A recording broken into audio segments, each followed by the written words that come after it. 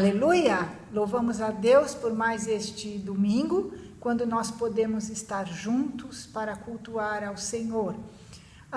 Nós estamos no período da Quaresma, que são justamente os 40 dias que antecedem a Páscoa. É um tempo quando a igreja e os cristãos, obviamente, separam para se prepararem para celebrar no período da Páscoa o sofrimento, a morte e a ressurreição de Jesus. Para muitos, o período da Quaresma é um tempo de jejum, não só jejum de alimentos, mas de tudo que pode ser um obstáculo para a dedicação maior à oração, à leitura e à meditação da palavra de Deus, visando uma maior sondagem interior, tanto da mente quanto do coração, que leva ao arrependimento. Nesse período da Quaresma, especificamente, eu estou lendo um livro do comissário agora aposentado, Phil Needham, contendo meditações diárias, especialmente para este período do ano. E é interessante que a meditação desta última quarta-feira me levou a pensar no tema da pregação que o Major Nelson fará nesta manhã, que é a fé que compartilhamos. Partilhar com, está ligado à vida em comunidade, certo? Porque é impossível compartilhar algo sozinho. E o comissário Needham escreve o seguinte: a palavra comunidade vem de uma palavra antiga que significa comum. Não comum no sentido de vulgar, mas no sentido daquilo que compartilhamos, daquilo que nos une, que nos marca como aqueles que foram feitos à imagem de Deus. Eu convido você a que guarde este conceito para nós já irmos focando e preparando o nosso coração para o tema da pregação desta reunião. E agora eu convido o Coronel Douglas que ore conosco, pedindo a bênção de Deus para este nosso encontro. Oremos. Pai nosso, agradecemos nesta manhã a oportunidade de estarmos juntos, Senhor, para louvar o Teu nome. Para considerar, Senhor, esta fé que compartilhamos, que foi uma vez entregue a nós e que nós, nesta geração, então, Senhor, temos o privilégio, a bênção de compartilhar, de levar a outros esta fé que temos em Cristo Jesus. Pedimos, Senhor, que através de Teu Espírito, nesta reunião, fales ao coração de cada um de nós, que nos ajudes a refletir sobre esta fé que temos em comum e como podemos fazer, Senhor, para poder levar a outros que também precisam Te conhecer. Abençoa-nos agora no demais deste tempo que iremos compartilhar. No nome de Cristo Jesus. Amém. Amém. E pensando em fé, logo me veio à mente um coro bastante antigo, cantado muito na escola bíblica com as crianças, com gestos, e quando nós estivermos fazendo a reunião presencial no Corpo do Bosque, nós vamos cantar com gestos, e você que está em casa agora, se quiser aproveitar e se mexer um pouquinho e fazer o gesto, se você conhecer o coro, por favor, faça isso. Mas é um coro que justamente diz que de fé em fé, de glória em glória, seguimos a Jesus. Nosso caminho é como a luz da aurora, que brilha mais e mais até ser dia perfeito na presença de Deus. Cante agora, louve ao Senhor conosco, através das palavras deste coro. De fé em fé, de glória em glória, seguimos a Jesus. De fé em fé, de glória em glória, Ele nos conduz. Nosso caminho é como a luz da aurora, que brilha mais e mais, até chegar a ser dia perfeito na presença de Deus, de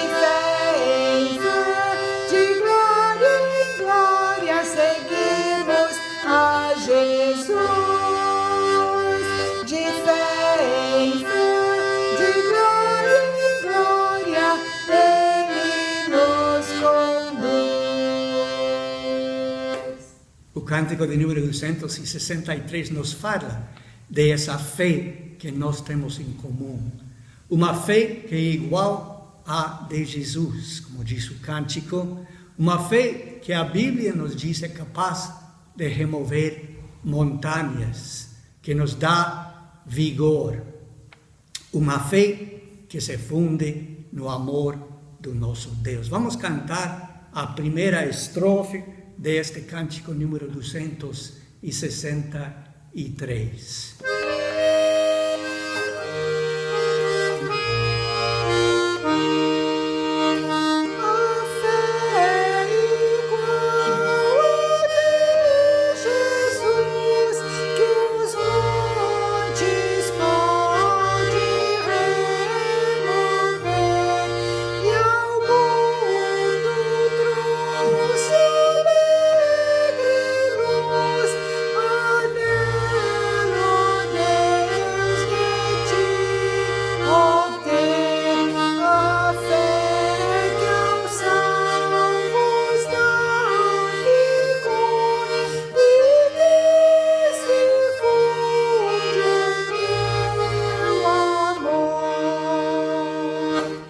A segunda estrofe do cântico diz: a fé que faz do céu chegar aos servos teus poder, união, que os faz valentes no lutar e os faz vencer o vil leão, que pronta para a morte está, porque em Deus confiará. Vamos cantar a terceira e quarta estrofe deste cântico.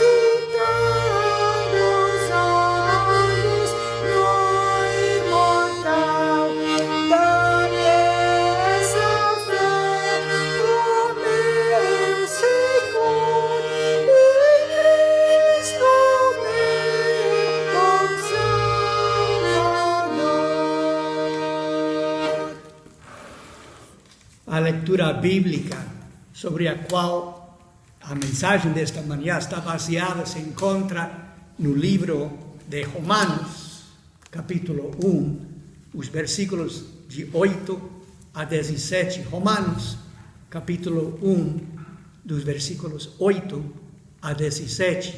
Eu estou lendo da Nova Almeida atualizada. Diz assim a palavra de Deus. Em primeiro lugar, por meio de Jesus Cristo, dou graças ao meu Deus por todos vocês, porque a fé que vocês têm é proclamada no mundo inteiro.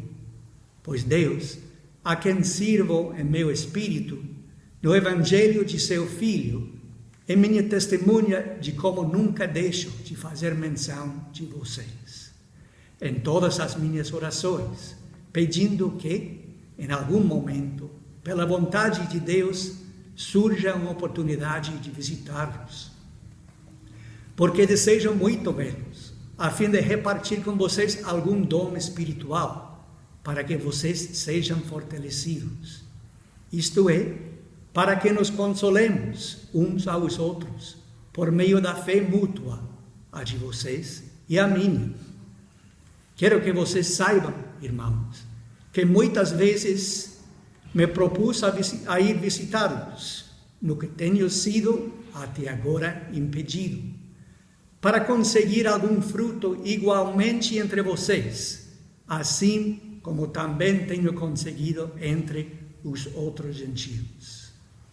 Pois sou devedor tanto a gregos como a bárbaros, tanto a sábios como a insensatos. Por isso, quanto a mim, estou pronto a anunciar o Evangelho também a vocês que estão em Roma. Pois não me envergonho do Evangelho, porque é o poder de Deus para a salvação de tudo, aquele que crê, primeiro do judeu e também do grego. Porque a justiça de Deus se revela no Evangelho, de fé em fé. Como está escrito, o justo viverá por fé. Que Deus abençoe a leitura da sua palavra nesta manhã. Eu acho que um dos sinais que mostram que a gente está ficando velho é que quando a gente tem um tema de uma mensagem para preparar uma direção, a gente só lembra de coros antigos. E foi isso que aconteceu comigo ao prepararmos esta reunião.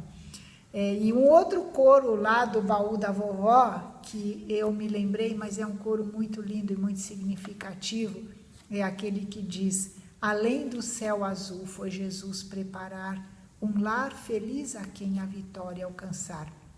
E esse coro termina dizendo que eu anelo conseguir esta vida com fé no meu Senhor Jesus.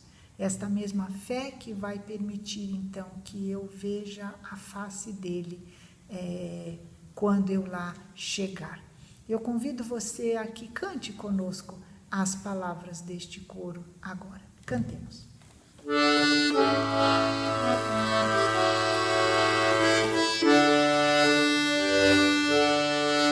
Além do céu azul, foi Jesus preparar um lar feliz a quem a vitória alcançar.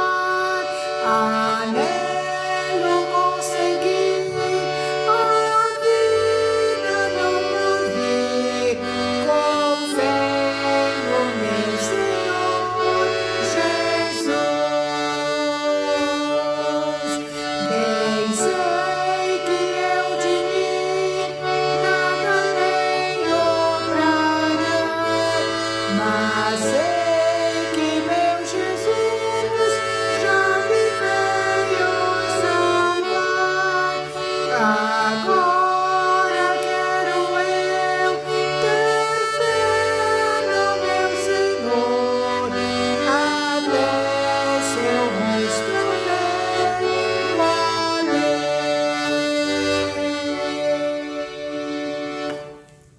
Vamos agora orar, não apenas pelo Major Nelson e a palavra que ele vai nos trazer em seguida, mas por tantas pessoas que têm carecido da nossa intercessão nesses últimos tempos. Oremos.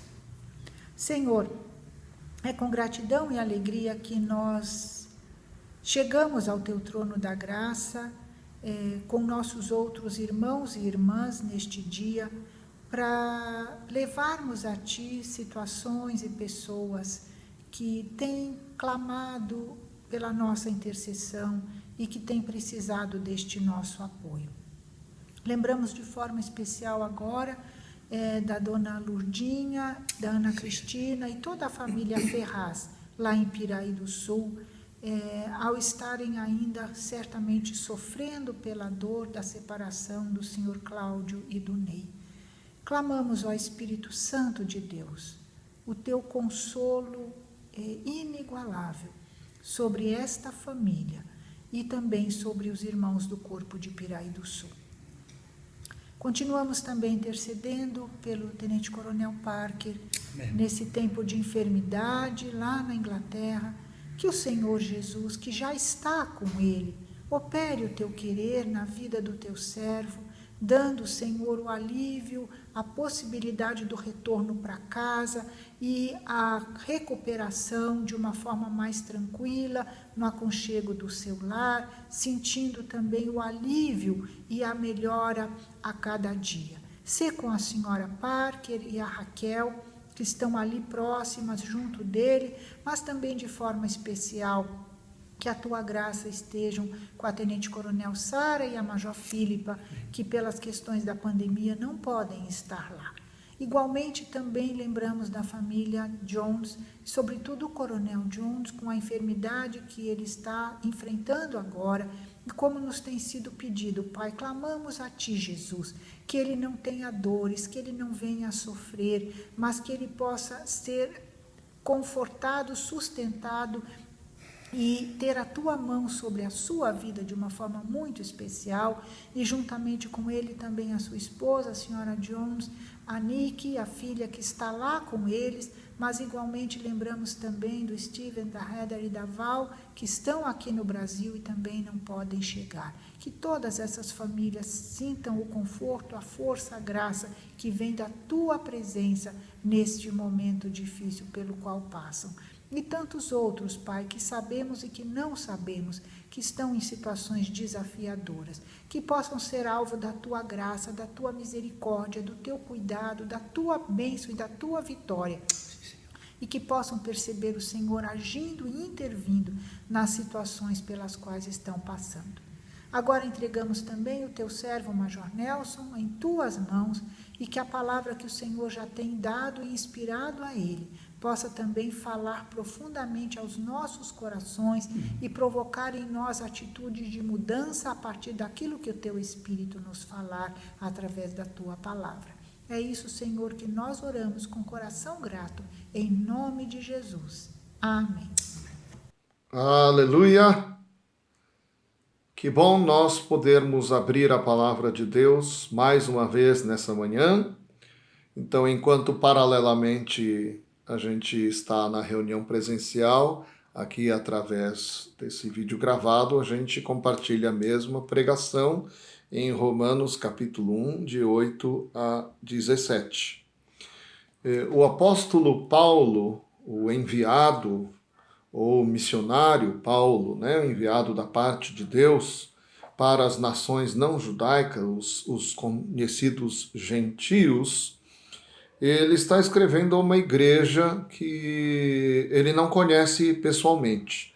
No entanto, ele, no versículo 7, os chama de a todos os amados de Deus.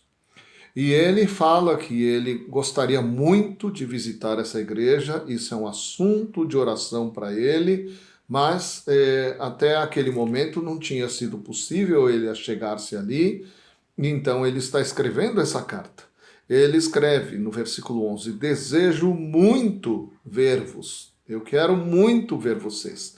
Né? Acho que a gente, no contexto que a gente vive hoje, de pandemia, em que nós tivemos domingo passado o primeiro culto presencial em quase um ano, né, a gente pôde sentir um pouco disso, porque há tantas restrições ainda, né, sanitárias, que mesmo presencialmente a gente se sentiu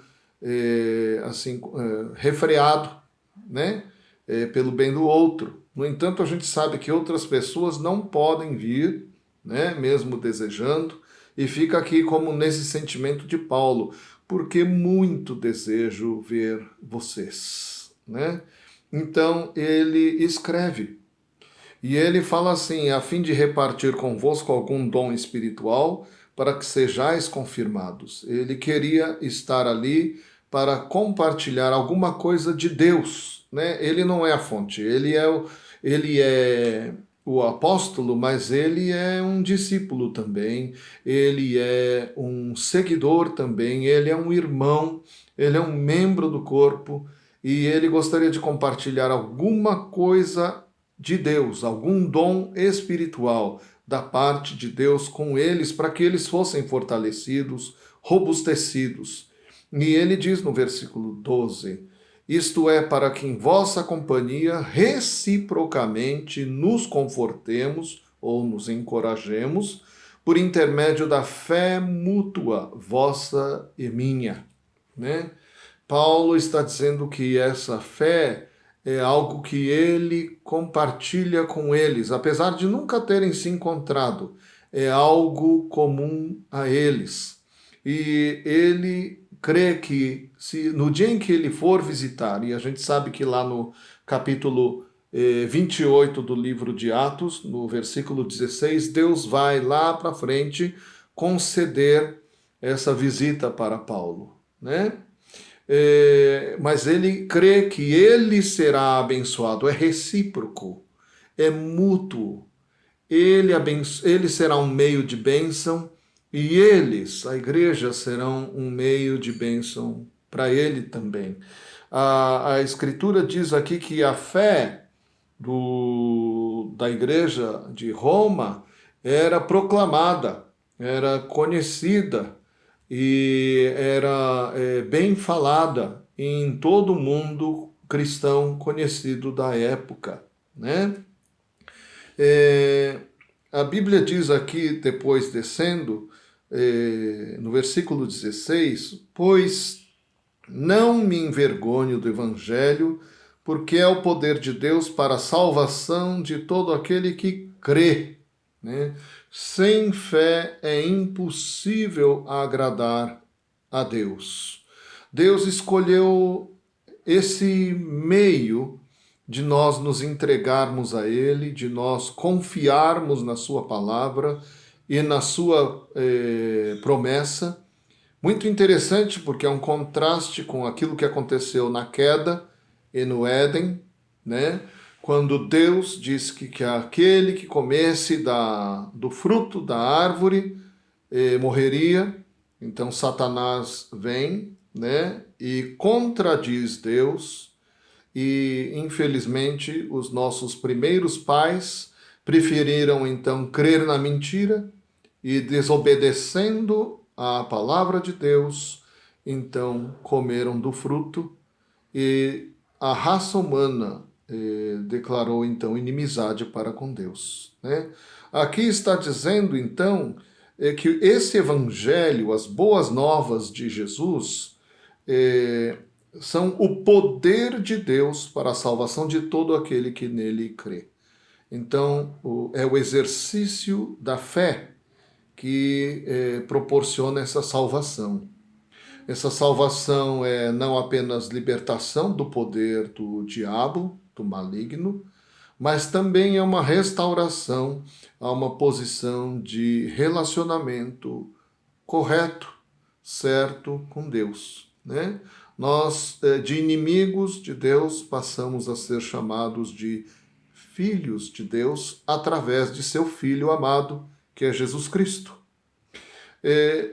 Primeiro do judeu e também do grego. E é verdade, o Evangelho chegou primeiro para os judeus e depois, de igual maneira, né, o Evangelho iguala a todos nós, todas as raças, todas as nações, para todo mundo.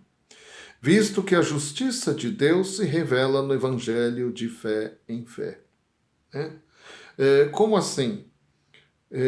Começa na fé e continua na fé. Né? Quem começou uma vida junto com Deus, quem tem essa experiência de ter recebido o perdão dos seus pecados e ser salvo, nasceu de novo, recebeu Jesus no seu coração, o Espírito do Cristo vivo veio habitar dentro de si.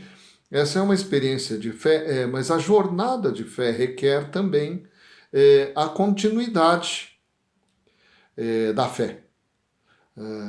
Outra interpretação que se dá para essa passagem é de que de fé em fé saiu de um ato, origina-se na fidelidade de Deus em querer nos resgatar. E essa fidelidade de Deus suscita no ser humano, através de um dom de Deus para conosco, a fé para que sejamos salvos e continuemos salvos durante toda a nossa jornada junto com Deus. Visto que a justiça de Deus se revela no Evangelho, de fé em fé, como está escrito, o justo viverá por fé. O justo é aquele que foi justificado. Como diz assim, aquele que pela fé é declarado justo, quem declara é Deus, viverá. Né? Que justiça é essa? O F.F. Bruce escreveu: a justiça de Deus revelada é a forma justa de Deus tornar os homens justos diante dele. Deus não apenas disse assim: bom, agora vou perdoar a todo mundo, né? Onde estaria a justiça? Deus escolheu sacrificar o seu próprio filho para que a justiça, né, porque o salário do pecado é a morte, fosse cumprido nele. Mas aquele que exerce fé nesse filho, então é tornado justo diante de Deus, né? O justo viverá por fé. A fé tem várias interpretações, né? No sentido de que todas elas se incluem, né? Existem vários nuances da palavra fé dentro da Escritura. Judas 3, por exemplo, vai dizer que sobre a defesa da fé. E a ênfase nesse trecho diz respeito àquelas verdades fundamentais ou ensinos, ou doutrina, que caracterizam a verdadeira revelação de Deus através da sua palavra no Antigo e Novo Testamento e que culmina a revelação de Deus na pessoa de Jesus, né? É por isso que muitos ensinos e doutrinas são rejeitados ao longo da história, desde o começo da igreja, e são rejeitados até o dia de hoje, porque eles não conferem com a Escritura, eles não conferem com o ensino que o Antigo e Novo Testamento dão. E a fé, na verdade, é o conjunto completo e final, o corpo de crença, ensino e de pregação, né? Uma das tarefas da igreja, então, não é apenas guardar no sentido de ser defensora, mas também de proclamar essa verdade, de proclamar a fé, de proclamar o ensino, de proclamar a revelação que Deus fez de si mesmo para o homem. Agora, a gente sabe que, infelizmente, tem muita gente que conhece a Bíblia, as línguas originais, e tem um conhecimento fantástico, mas que são incrédulos. Então, a fé não é apenas o corpo de ensino correto, doutrina correta, né? A fé vai além disso. O mártir da igreja protestante na Alemanha, reverendo Dietrich Bonhoeffer, escreveu no livro dele O Custo do Discipulado, e vale a pena ler, viu? Está em português esse. Diz que a fé não é apenas um conjunto de proposições às quais se dá sentimento. A fé é mais do que atos que se realizam. A fé é o relacionamento vibrante, vital e pessoal com Jesus que inflama, revigora e permeia todos os aspectos da vida. Nós vivemos hoje num mundo secularizado, né? Que rejeita Deus, rejeita a Jesus e sua salvação. É um mundo que prefere viver à parte de Deus, em que a humanidade diz assim: pode até existir um Deus, mas desde que nós o aceitamos, desde que ele não interfira na nossa maneira de viver, na nossa maneira de pensar, nas nossas escolhas. Bom, nós cristãos vivemos na contramão disso. Nós cremos que a fé permeia todos os aspectos da nossa vida, ela transforma tudo da nossa vida, seja individual ou socialmente. Também no secularismo há uma setorização, não é a palavra mais apropriada, mas é assim, existem níveis, né? Existe o andar de baixo e o andar de cima. Então, no andar de cima fica a questão de fé e ela é privada, ela é de ordem particular.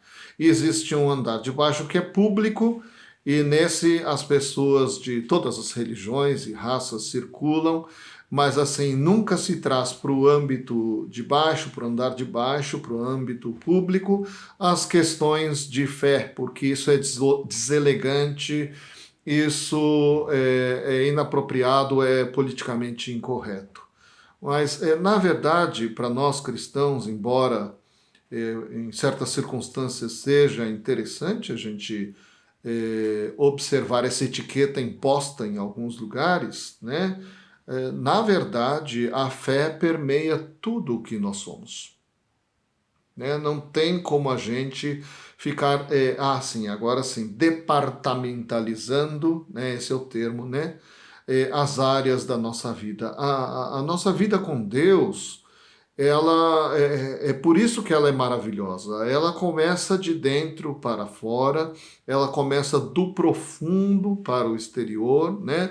A transformação que Deus promove em nós, através da conversão, através do novo nascimento, através do recebimento do seu Espírito Santo, quando nós o convidamos para vir, né? Quando somos perdoados e limpos dos nossos pecados e ele vem habitar em nós, ele revoluciona a nossa vida por inteiro, né?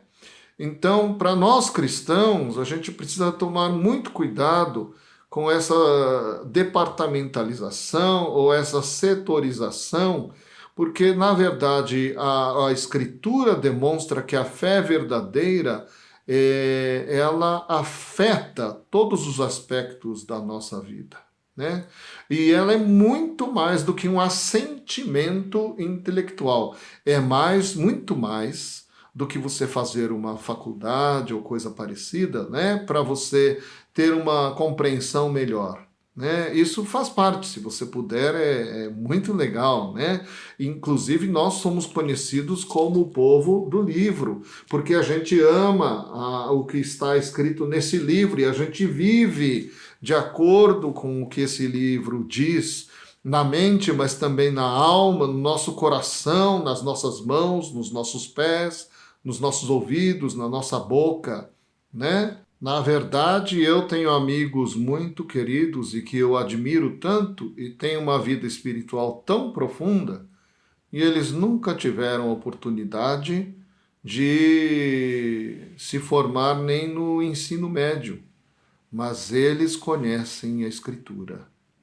E eles conhecem não apenas de ler e de assentir, mas porque eles conhecem o Deus a quem as Escrituras os conduz. Os conduziu e continua a conduzi-los. Eles conhecem essa palavra porque ela foi incorporada no seu viver cotidiano, né? A fé, à medida em que a gente anda com Deus, ela não é só um assentimento, né? Ela não é apenas a gente fazer obras de acordo com essa fé, né? Elas são tão louvadas e exaltadas, né? Até pelos que não creem, né? Quando vem o resultado da fé em obras, né? Dão até premiações e há reconhecimentos, mas a fé é muito mais do que isso, né? É um andar com Deus. Agora, a fé também se refere à atitude. O Marvin Wilson, no livro dele, Nosso Pai Abraão, diz assim: para a mente hebreia, a fé significa confiança. Esse é um cristão falando sobre as contribuições dos hebreus para a formação do cristianismo, né? Então, para a mente hebreia, a fé significa confiança.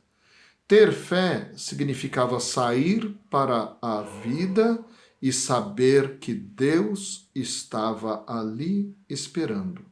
O chamado para avançar ousadamente para o amanhã, para abraçar o novo com confiança de que todo novo dia poderia provar e ser um lugar de encontro com o Deus Santo e Eterno. Então, se a gente pensa mesmo na pessoa de Abraão, a gente imagina, né?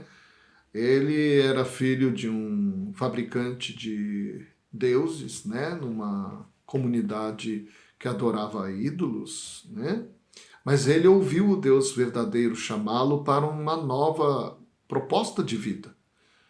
E o mais fascinante disso é que quando Abraão crê, ele não apenas crê aqui, ele toma o passo, ele deixa a sua comunidade e passa a peregrinar, mas ele não peregrina sozinho. Isso que é o fantástico da história. Ele sai sem saber exatamente até certo ponto, né? Uma hora Deus revela para ele, mas até certo ponto ele não sabe para onde vai e como é que Deus vai dirigi-lo e desenhar, né? Como é que é o projeto de Deus para a vida dele. Ele não sabe. Isso vai sendo revelado. Mas ele sai na confiança de que o Deus que o chamou é o Deus que vai completar uma boa promessa na sua vida, né? Então, isso implica em uma coragem baseada numa confiança, numa expectativa boa. Querido, se nós pela fé entramos numa vida com Deus, esse Deus que nos prometeu estar conosco todos os dias, até o fim do mundo, todos os dias. Esse Deus que diz que a sua misericórdia se renova a cada manhã. Esse Deus que nos promete que nunca vai nos abandonar. Nós temos passado coisas alegres juntos e separados na pandemia. Nós temos passado coisas tristes, coisas terríveis, juntos, e na pandemia também passamos circunstâncias muito tristes, inclusive recentemente, mas Deus é o mesmo Deus. Nós somos menina dos seus olhos, nós estamos na palma de suas mãos. Ele é fiel e justo. Ele vai nos guardar até o fim. Por isso, nós não devemos deixar a nossa fé esmorecer, a nossa fé cair. É claro que, como eu sempre lembro, né, nós, como seres humanos, falhamos, tropeçamos e somos insuficientes. Mas no contexto da igreja, é o que Paulo lembrou aqui. A nossa fé é mútua. A nossa fé é compartilhada. Não apenas o conjunto de crenças, né? Que nós dizemos amém, né? Por exemplo, no exército aqui a gente tem as 11 doutrinas e nós dizemos amém. Mas não é só isso. Nós compartilhamos de uma fé, de uma revelação, de uma salvação, compartilhamos de um Salvador, compartilhamos de um Deus, né? E como Paulo diz, olha, eu não vejo a hora de estar junto com vocês para nós sermos abençoados mutuamente. Vocês me abençoarem e na misericórdia de Deus eu, de alguma maneira, ser utilizado para abençoar vocês com algum dom espiritual, né? Todos nós que hoje pertencemos ao corpo de Cristo, compartilhamos do seu Espírito Santo. Então, todos nós somos vias, somos vasos que portam a presença de Deus. Todos nós, né? Todos nós, cada um de nós que é membro do corpo de Cristo, é uma bênção um para o outro. Né? Nem todo mundo prega, nem todo mundo canta, sim, mas a fé é muito mais do que isso. Quando ela exala, quando ela transborda, quando ela transpira através da vida das pessoas, ela atinge a nossa vida de maneiras tão diferentes, né? Muito obrigado àqueles que têm o dom da palavra, muito obrigado àqueles que pregam, né? Porque é um esforço, né? Talvez as pessoas que nunca fizeram fiquem só imaginando, é custoso, sim. Então, muito obrigado a esses. Obrigado ao pessoal que lidera a gente no louvor, ou com os cânticos, os músicos. São anos de preparação até conseguir tocar em público. Isso não é para qualquer um. Mas as bênçãos não se limitam a essa parte mais visível, né? A quem fica na plataforma, né? Não é assim, quem está lá na frente abençoa os que estão lá sentados na congregação, não é assim. A fé é mútua, ela é compartilhada. Deus se manifesta através de cada um dos membros desse corpo. Então, quando a Escritura diz lá no Antigo Testamento, se tu uma bênção, isso é um imperativo, né? Se tu uma bênção, seja você uma bênção. Isso é para você e para mim. Porque a gente viver essa fé vai fazer com que, de alguma maneira, da nossa vida, da minha e da sua, flua a bênção de Deus na vida do seu irmão, né? Que Deus nos abençoe e nós possamos ser usados dessa maneira, que possamos ter essa coragem, essa expectativa, essa ousadia de entrar dentro da vida, no dia de hoje, no dia de amanhã, a cada manhã, com expectativa de que Deus estará lá esperando-nos para ter um encontro conosco ali e caminhar junto conosco, de acordo com o seu coração. E a Escritura diz, Deus é amor.